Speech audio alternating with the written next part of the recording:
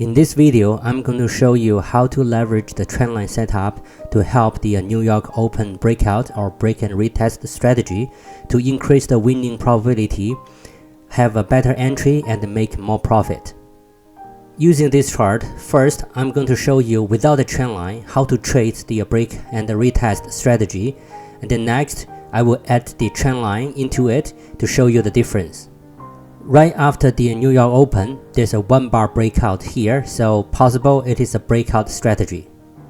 Next, you can see that the market follows with the bear bar, doji bar, a bull bar, doji bar. Both have a big tail at the bottom.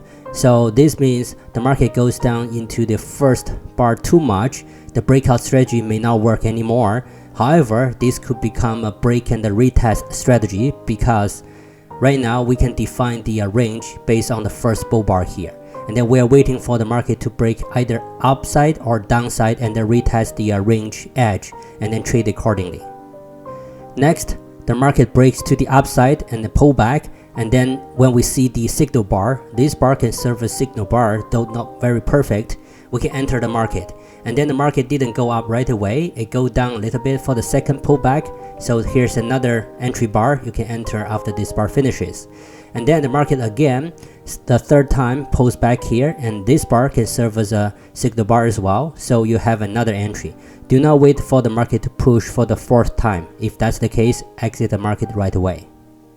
After the third pushback, the market takes off, so you can make a profit. Now let's use the trend line into the chart. Before you see this, you can draw two trend lines for the pre-market here, one at the top and then one at the bottom.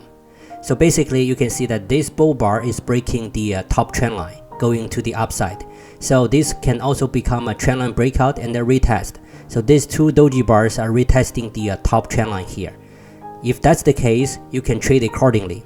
So next, you can see this bull bar. So basically, if you are confident, you can use this doji bar, doji bull bar as the signal bar, and then add your entry at the top of the doji bar. Or if you're not confident, but when you see this big bull bar trend bar here, you can use the top of this trend bar as the entry as well. So you're in the market. This is what happened next. Then let's take a look at the your entry levels here. First, if you use this bar as the entry bar or signal bar, so you're gonna have the break-even level here. But if you use this bar as the signal bar, your entry level will be here. Comparing to the previous range breakout and retest strategy, we can see previously the first entry is here, and the second entry is here, and the third entry is here. So leveraging the trendline strategy into the New York Open breakout strategy or break and retest strategy, you can have better entry levels, which means you're in the market earlier and make more profit. This leveraging the trendline strategy into the New York Open breakout or break and retest strategy makes sense because let's take a look at the chart here. You notice there's a bear bar here with a very big tail at the bottom here. So to me, this is to retest the first entry here, but it failed. It didn't even reach this first entry. And then you notice the third pullback here, it tested the second entry here. That means some other traders are using the same entry levels as these two levels here to trade accordingly. As an individual trader, we are trend follower, so we follow others' entry and exit to make money. If we extend the top trend line here and then use the big bar range here, we can see the bigger wave is breakout, retest, and then go up.